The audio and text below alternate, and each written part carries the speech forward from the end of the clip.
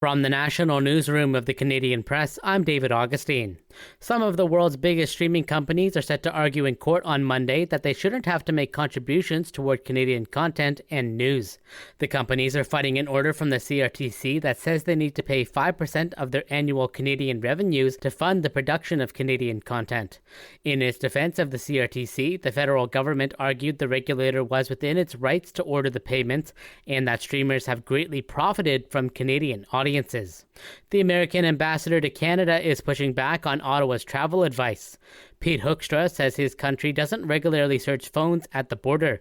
He adds that reports of Canadians having their devices searched and being detained for more than a week are one-offs, despite Ottawa warning of this in its travel advisory for the U.S. back in April. If a Canadian has had a disappointing experience coming into the United States, I'm not denying that it happened, but I'm saying it's an isolated event and it is not a pattern. Canadians are welcome to come into the United States. Last month, a survey by Leger Marketing found 52% of Canadians feel it's no longer safe for all Canadians to travel to the U.S. Poor air quality fueled by wildfires burning across the prairies has left a smoky haze over a large part of the country for another day. Parts of 8 provinces stretching from BC to Newfoundland and Labrador are experiencing poor air quality and reduced visibility due to the wildfires. Those conditions are expected to continue through Sunday.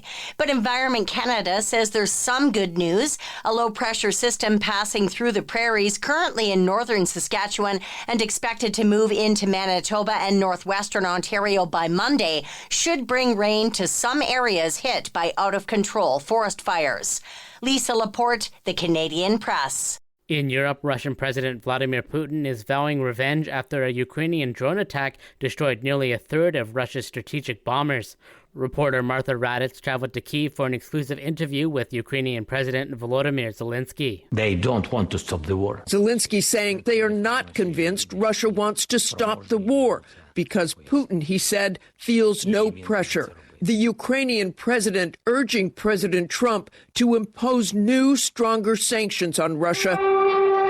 Video circulating online showing missiles plummeting into Lutsk. The latest in near-daily wide-scale attacks on Ukraine have become part of a fierce Russian onslaught in an all-out war which began on February 24th, 2022.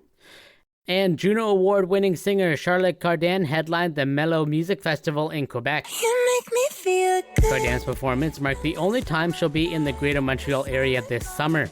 The festival kicked off Friday night and concludes tonight. This is the Canadian Press. In sports, the Calgary Stampeders defeated the Hamilton Tiger Cats 38-26 in the CFL season opener for both teams.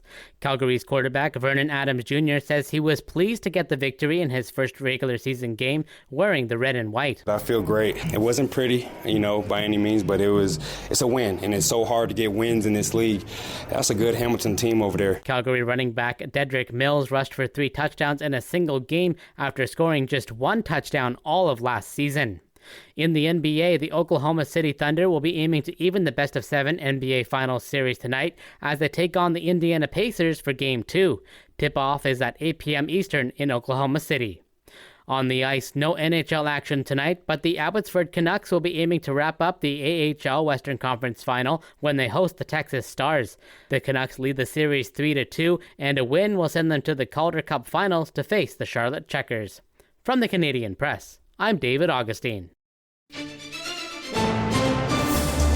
Thanks for listening. Don't forget to follow and subscribe.